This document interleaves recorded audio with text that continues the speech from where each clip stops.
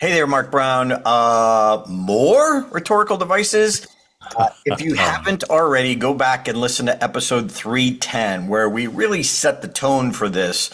We went deep in a few rhetorical devices, but there was more, but it was overwhelming content. If you didn't listen, go back because we used Mark Brown's speech from 30 years ago. Wow. If you watch the YouTube version, you'll see it. It's been colorized. Oh, wow. Thank you so much. Like watching the Yeah. Wizard of Oz. No, but seriously, we went deep on three rhetorical devices last week. So go back and listen to that. You might even listen to that first and then Yeah. come back to this one where we'll go into a few more rhetorical devices. Now, we just coming off speaking at NSA, National Speakers Association's the Influence Conference where we did live coaching. And this is one that we didn't really cover, so we wanted to cover it more deeply. We encourage you, if you're a pro, take one of your best stories that you're already good and solid and know and love, and let's up it. Let's up yours. We need to get this podcast started. Let's up your best. There we go. Anyone can give a presentation. Few deliver unforgettable presentations. What's the difference? You're about to find out. Welcome to the Unforgettable Presentations Podcasts with your hosts, world champion speakers and coaches Mark Brown. Your life tells a story, and there's someone out there who needs to hear it. And Darren LaCroix. Stage time, stage time, stage time. Ready for some powerful presentation ahas? Let's dive right in.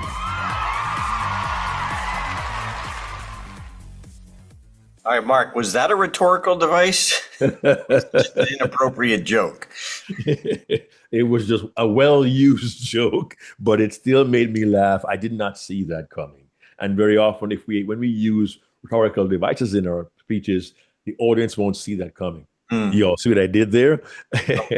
But please, we encourage you to, if you can, we recommend you go on YouTube and look for the recording of my 1995 World Championship of Public Speaking winning presentation, A Second Chance. We're basing last episode and this one on the content in that presentation and touching on a few rhetorical devices.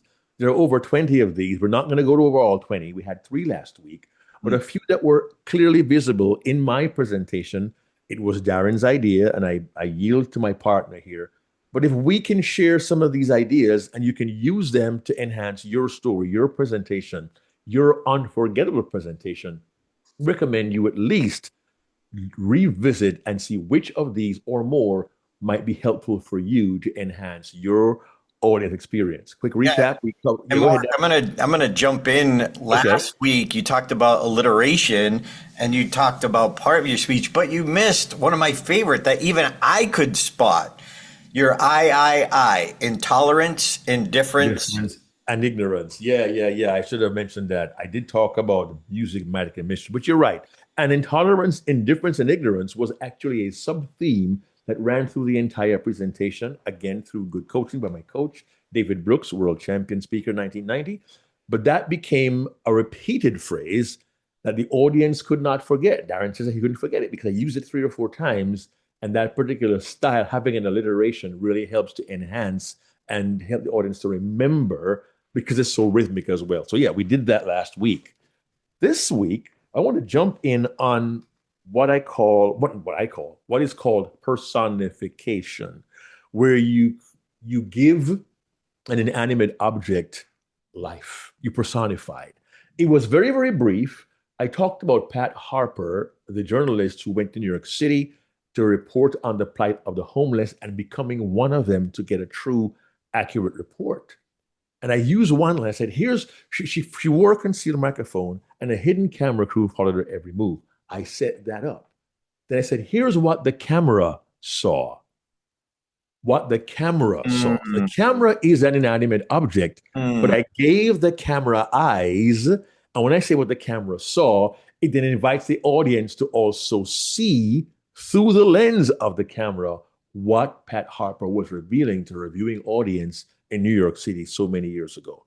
And there are ways we can use these simple techniques to give an inanimate object personality, to personify, hence personification. And that way, the audience gets a different perspective, but it's more memorable than saying, they recorded her. Yeah, that's good. But here's what the camera saw. And the word saw, by giving it eyes, almost invites the audience, hey, take a look at this. Do you see? Do you see what I see? I'm sorry, it's wrong season for that. But you get, but you get the idea, right? So think about that. How can I make an inanimate object come to life in a way that's meaningful? I may have had another and didn't catch it, Darren. I'm going to review the speech myself and see if I can find it. Yeah, these will make you more compelling. These will take your good stories and make them better and make them more memorable. Hence, Unforgettable Presentations Podcast. That's our focus here. And these are devices that we don't often talk about. Mark?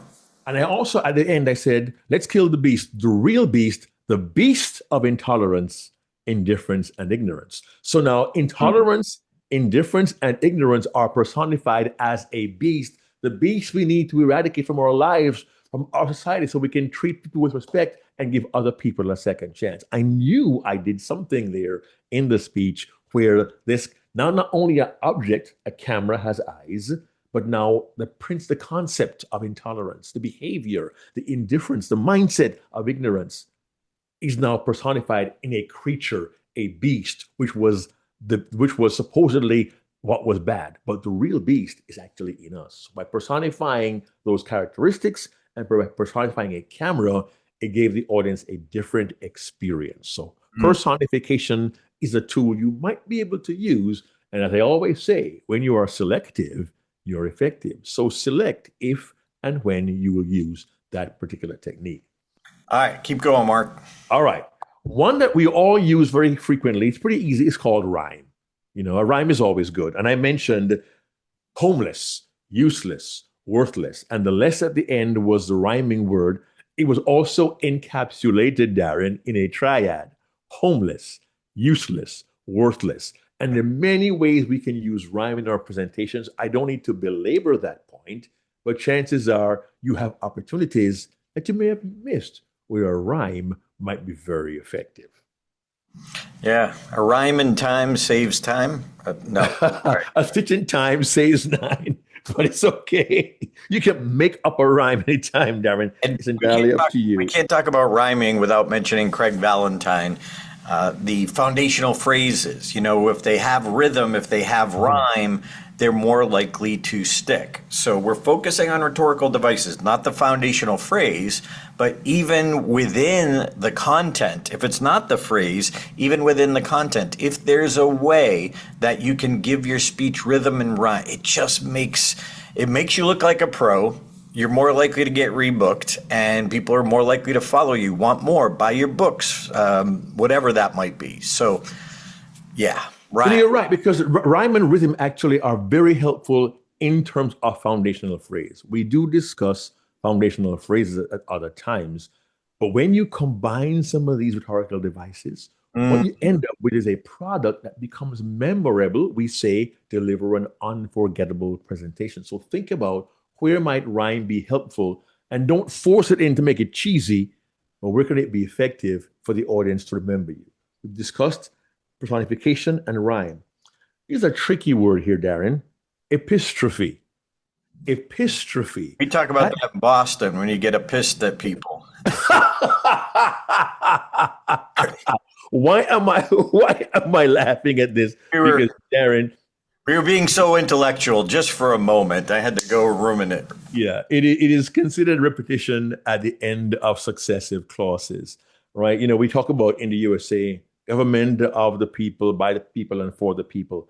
I wasn't that eloquent back in 1995, but I did say, and I talked about Pat Harper in her seemingly sad state, but people, so many people noticed her, but hardly anyone noticed her. Those who did hurried by. Others, some looked right at her and yet right past her. Others looked right through her. And her is the one word at the end, at her, past her, through her. That is epistrophe, where the last word is there. At her, past her, through her. And for me, that was effective. And I mentioned also in our previous episode that when you deliver these rhetorical devices, your delivery can enhance what the audience sees. If you're hearing the podcast on one of your popular podcast platforms, you are not seeing this particular recording.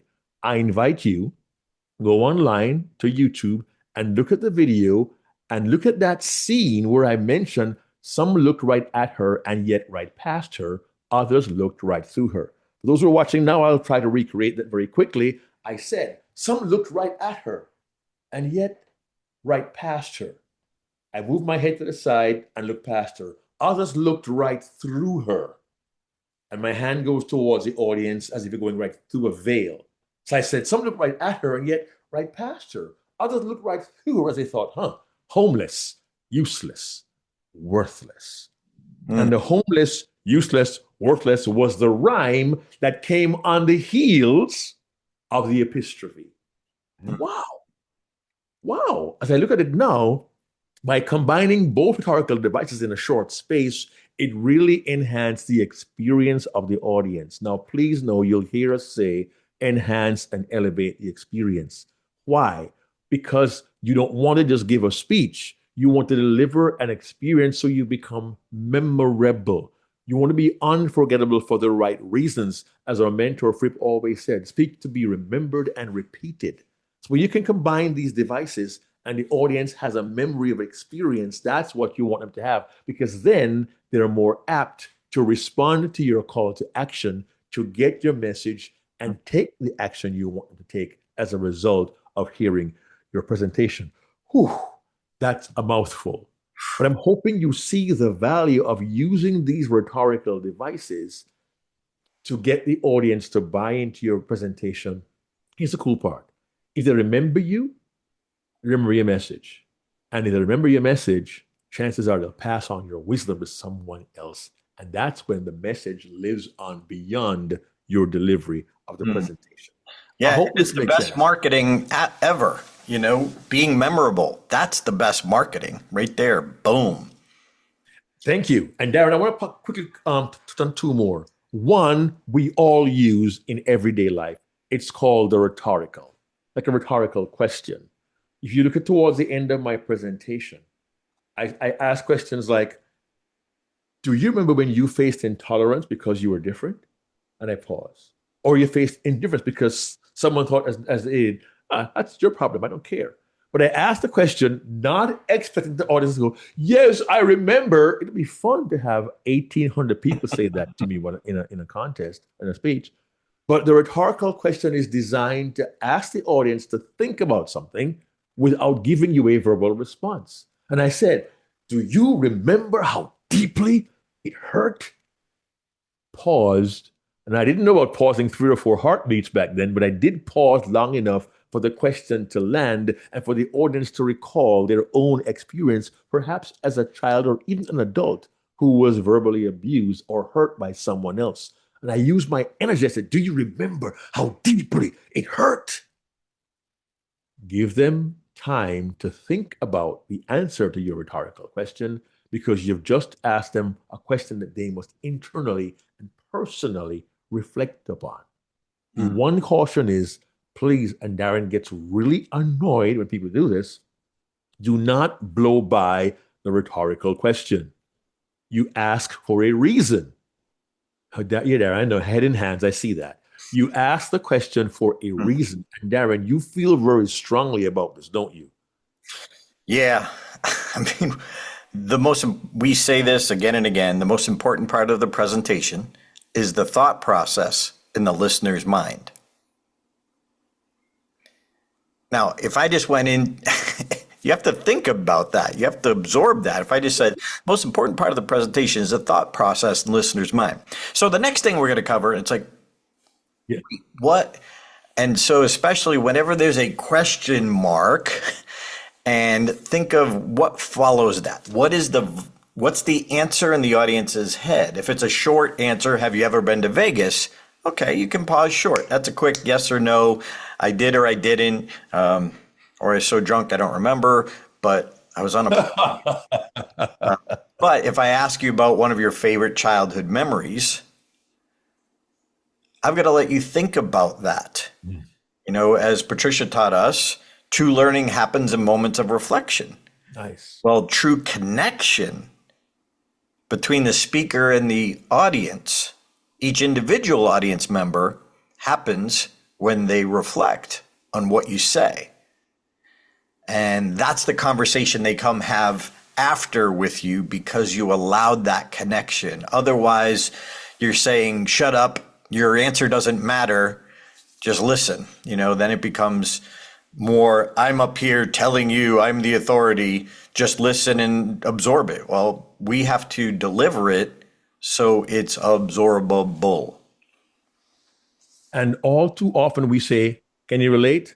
You been there? Who's done that before? These are very common rhetorical questions.